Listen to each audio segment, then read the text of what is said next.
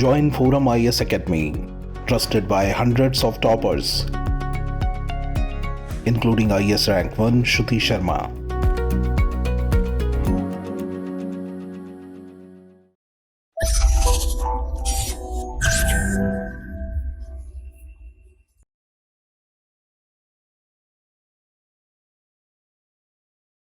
Hello and welcome to ForumIAS.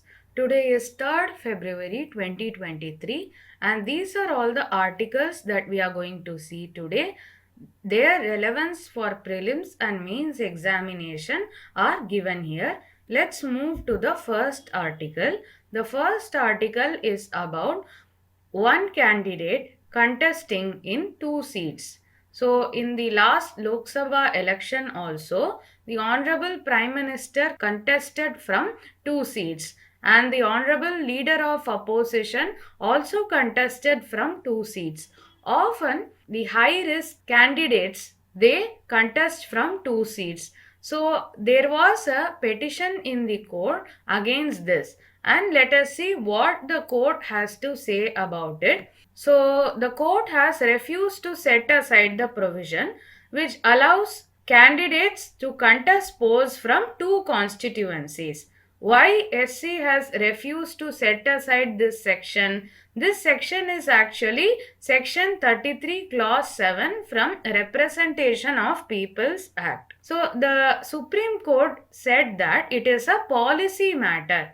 So, it is up to the legislature. So, the ball is in the court of the parliament to decide whether or not candidature from 2 seats is allowed. The Supreme Court says that if there is no arbitrariness that is manifestly seen in the law, that means it is clearly showing in the law, if such kind of an arbitrariness doesn't exist, then the Supreme Court doesn't have the rights to strike down it because it is a policy matter. The petitioner actually they wanted one person, one vote, one candidate, one constituency and Supreme Court has taken such view in this case.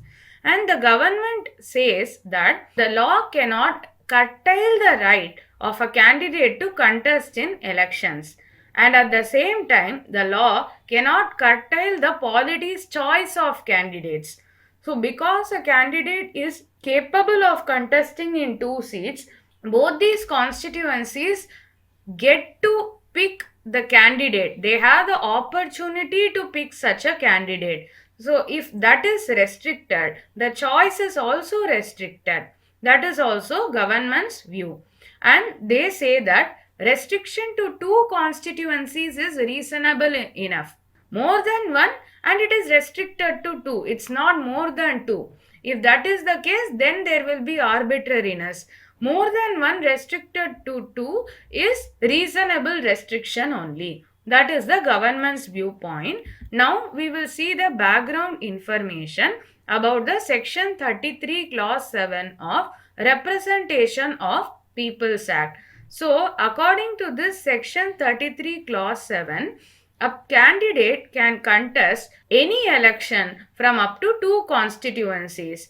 So, this election can be 2 seats in the parliamentary election, 2 seats in the state assembly, 2 seats in the council, state legislative council, or if a set of by-elections are happening at the same time, same candidate can contest in 2 seats for which by-elections are conducted. Basically, in 1996 only, this restriction of 2 constituencies were introduced.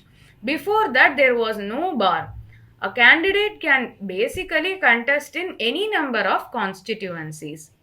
So, what is the argument? Why is there a demand to set aside this section? It is because when a candidate wins from both the seats, he has to vacate one of the seat, right?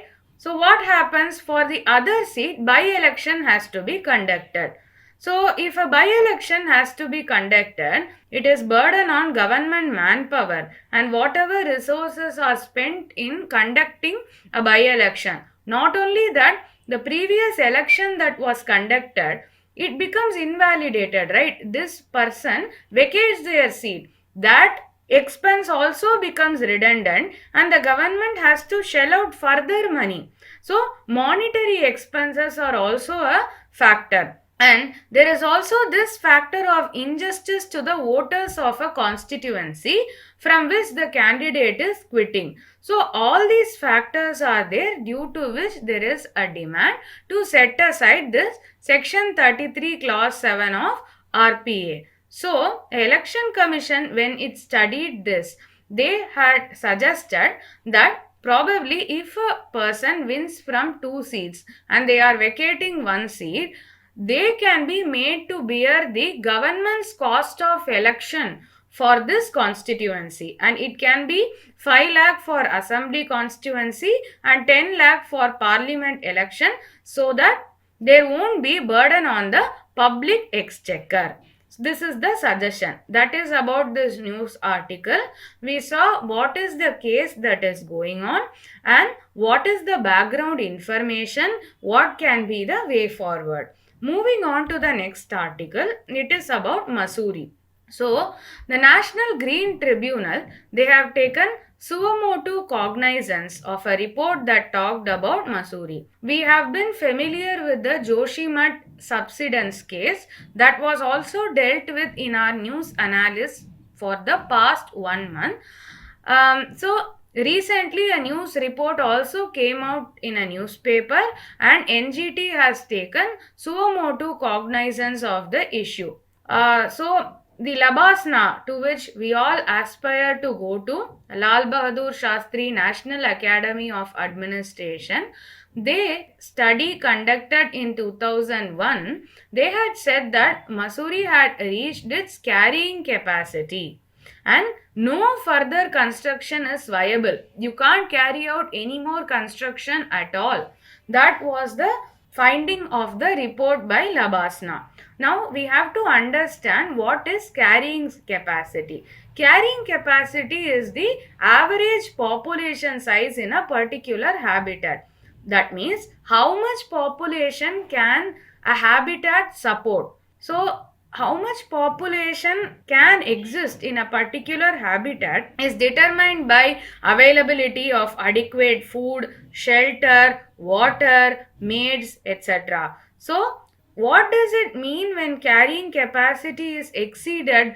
That means that adequate resources are not available to support the population that is already there.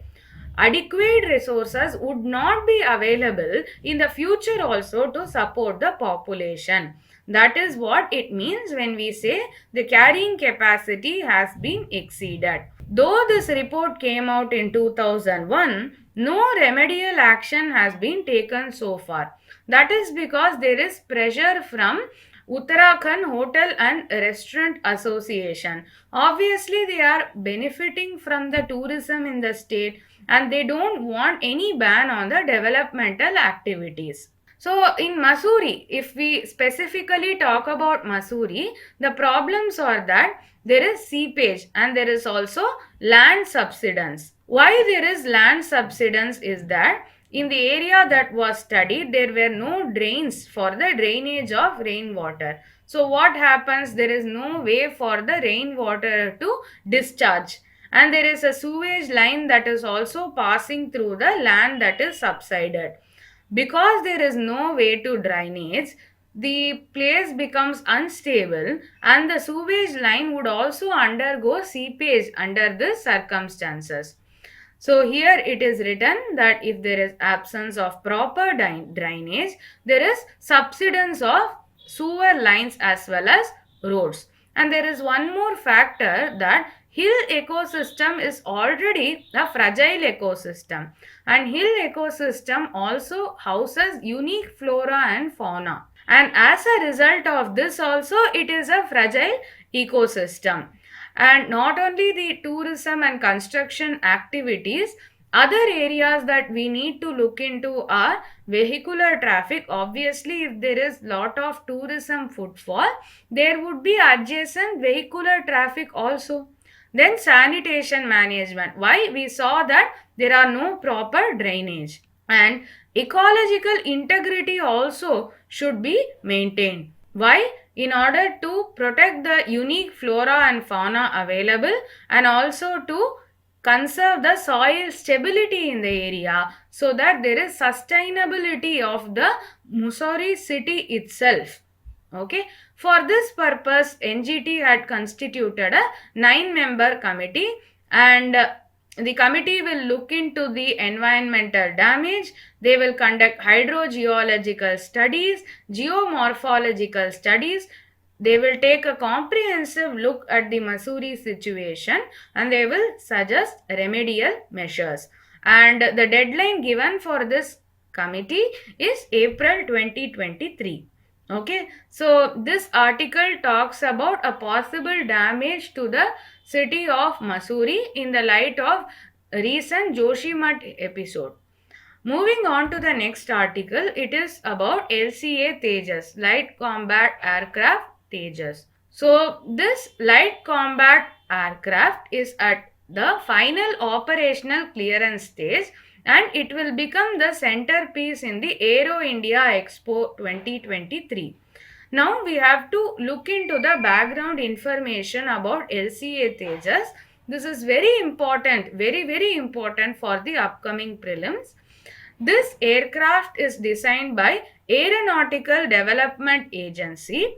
It is completely indigenous. It is a lightweight aircraft that is there in the name itself. It has single engine and it is a multi-purpose fighter aircraft. It can go in supersonic speed, that is higher than the speed of sound, and it is built of composite material, which means there is a light weight of the chassis. Chassis means the body of the aircraft is lighter in weight because of the usage of composite material, and the endurance also will be better. And what are the weapons this LCA Tejas is capable of carrying? It can carry precision guided munitions. It can carry Astra air-to-air missile, several other air-to-surface missile systems, even the BrahMos cruise missile. They all can be integrated with this LCA Tejas. And the radar that is used by LCA Tejas is Active Electronic Scanned Array System, provides a 360-degree view. And the variants of this come in MK1, MK2, etc. Here is a comprehensive view of this aircraft. It is approximately of 17,500 kg. The maximum takeoff weight can be up to 17,500 kg, including the weaponry, and it can go to Mach 1.8. That shows that it is supersonic. Mach 1 is the speed of sound. And it can carry 6,500 kg of payload, and 6,500 crore was put into the development of this, and the content 75% is indigenous content also. Okay, and earlier Kaveri engine was supposed to be integrated into this aircraft. Now it is General Electric turbofan engine. Why Kaveri engine was replaced was because of the low thrust to body ratio. We already saw the payload capacity here. Even US, Australia, Indonesia, Egypt, Argentina and the Philippines, these are all the countries which are interested in procuring Tejas. Even Malaysia has already shortlisted this aircraft. So we can understand how important this aircraft is in the military capability of India and the export capacity of India. That is why it is very important. Next is an editorial article about trade relations, strengthening of trade within Asia, because IMF is predicting that the global trade slowdown will be there. It will go from 5.4% in 2022 to 2.4% in 2021. And they have flagged a poly crisis. That means a multi-pronged crisis. One is Russia-Ukraine war. Second is the newer variants of COVID virus which are coming. Obviously, resources would go into that, and as a result, restrictions would come. And already because of the pandemic which happened in 2020 and most part of 2021, there was a decoupling of global supply chains, which is still continuing. This is the poly crisis that is leading to a trade slowdown. In this context, what must India do? That is what this article discusses. The article says that we should integrate better within Asia. Why? He is giving reasons for that. The author is saying that South Asia already has a strong trading base with East Asia because India had the policy of Look East policy, which later transformed into Act East policy. That means India's trade was already realigned, and there are a lot of reforms that are adopted by countries in South Asia. China is also offshoring the global supply chains to Asia. China is also concentrating in Asia, and from 1990 to 2018, the trade between South Asia and East Asia grew 10% annually. Every year it grew 10%. As a result, it had grown from $332 billion to $550 billion now. And already there are several FTAs between South Asian countries and East Asian countries, and the author is predicting that by 2030 there may be as much as 30 FTAs within these countries. Like for example, between Sri Lanka and Vietnam, Pakistan and Indonesia, like that, there might be a lot of FTAs that might come in the near future. And also, regional trade is recovering after the pandemic. Since China is also offshoring the supply chains to Asia, and Southeast Asian countries are better aligned to global trade, if we are integrating better with East Asia, this is an opportunity for South Asia to participate in global value chains. That is the reasoning given by the author. Now, what has to be done in this regard is, so first of all, if we have to adopt a liberal trade policy with East Asian countries, they are also competitive. So there also has to be an element of protection for our domestic industries, which means we should build the capacity of our domestic industries to compete well with them. And it should not be like because of this trade integration, India is losing out. And for that, certain reforms are needed. We should become competitive. So, we are in a position to reap more benefits from this kind of trade integration. So, for that, the author is talking about tax reforms. So, the objective of this is that the reduction of barriers to goods and services trade, and thereby leading to a regional trade integration.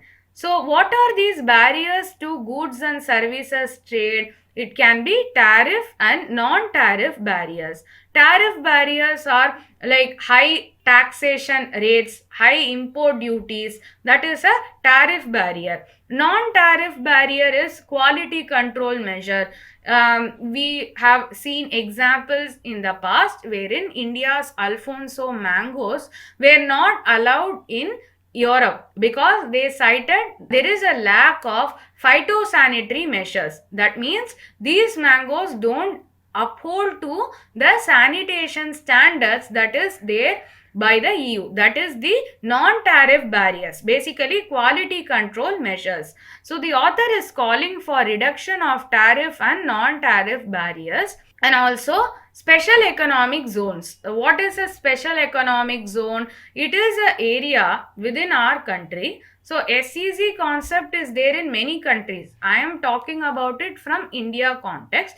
SEZ is a special economic zone, which means they produce goods or services especially for exporting. So if a domestic supplier is buying something from SEZ, then it is considered actually as import. So these units, special economic zones, are especially to promote exports. Now, how to improve the performance of SEZs? Why to improve? Because we have to be competitive in export, only then we can utilize the full potential of trade integration with Asia.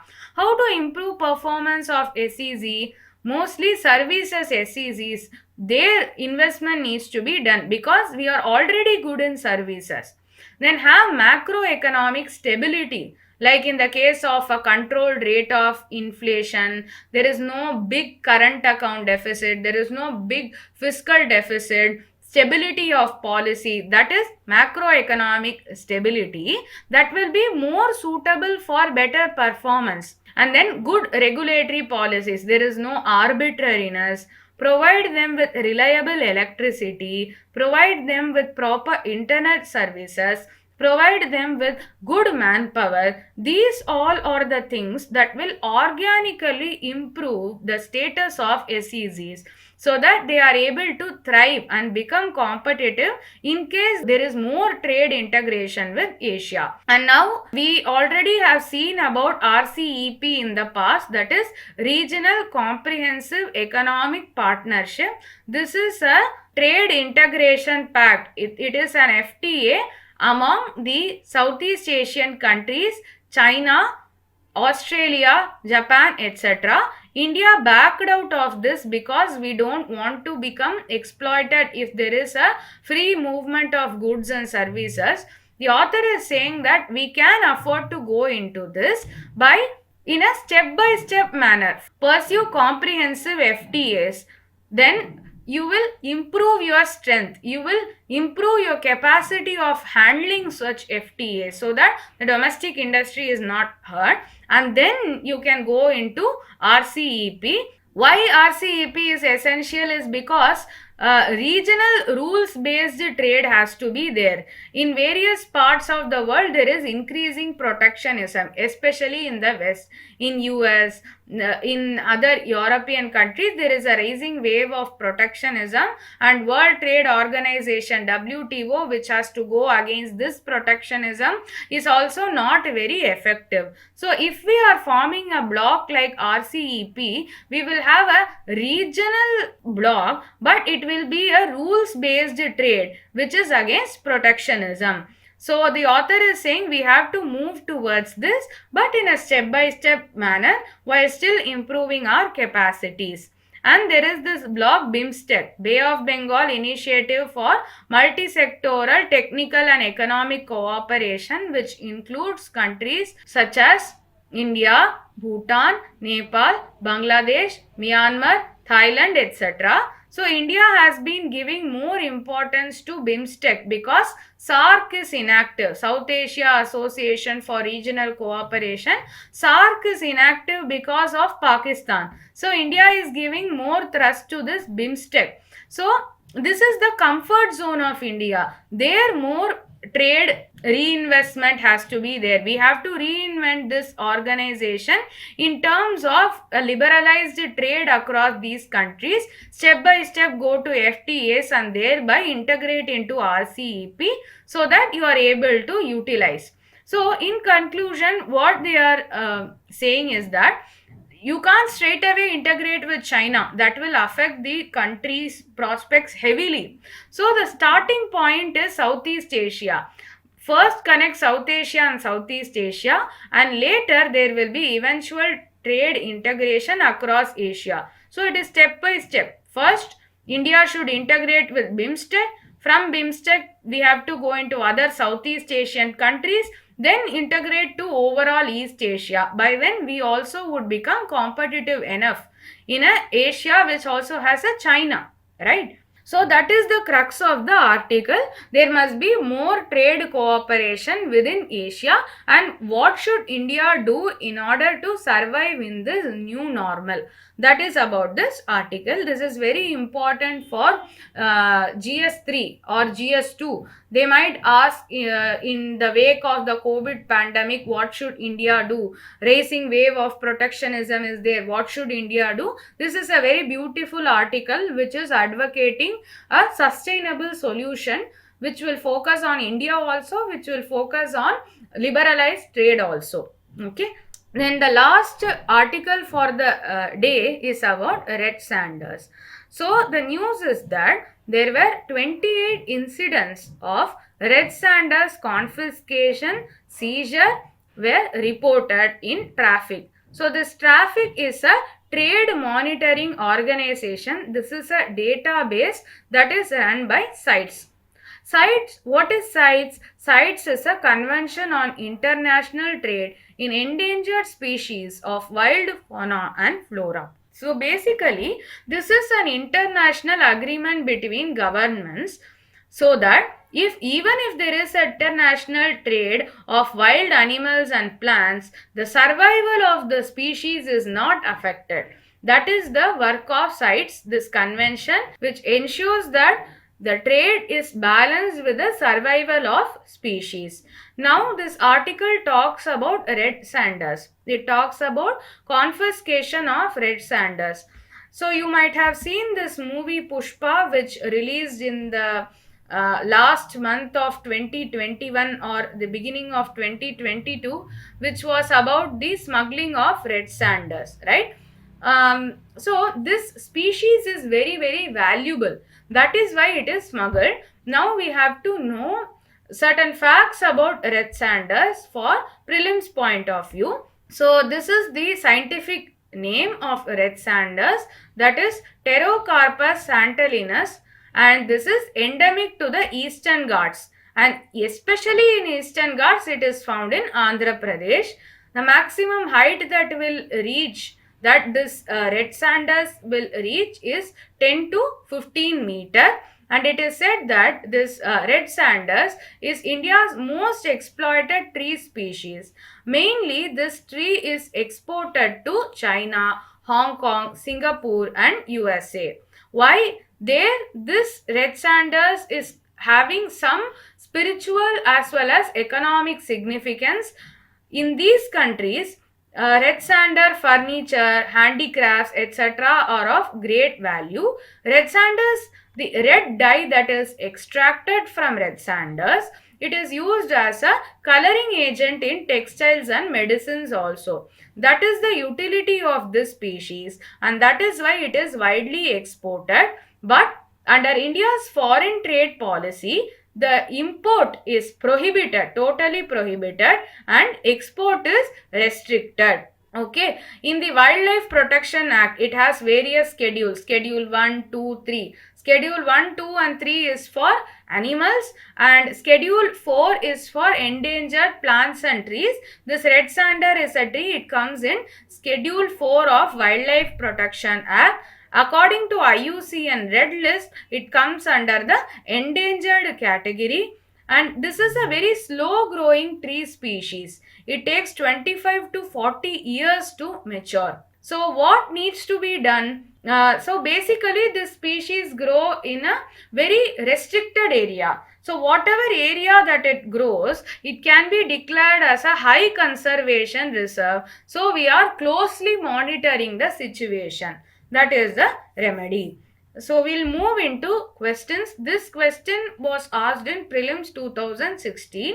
The term regional comprehensive economic partnership often appears in the news in the context of affairs of a group of countries known as A. G20, B. ASEAN, C. SCO and D. SAARC. The answer is B. ASEAN.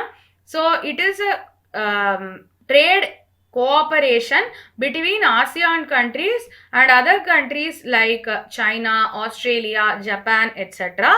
India has backed out of this RCEP. The next one is about red sanders.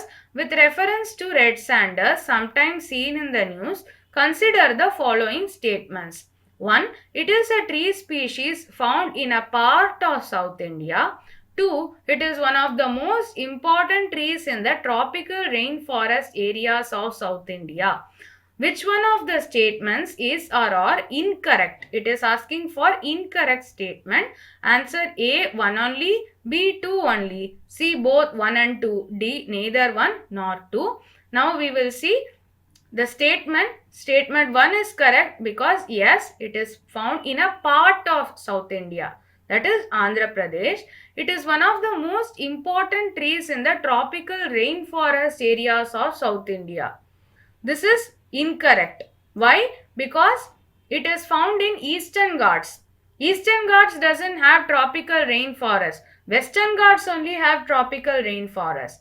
and more so this red sander is found in tropical deciduous forest. So this statement is incorrect. The question is asking for incorrect. So answer is B, 2 only. That is the end of our discussion today.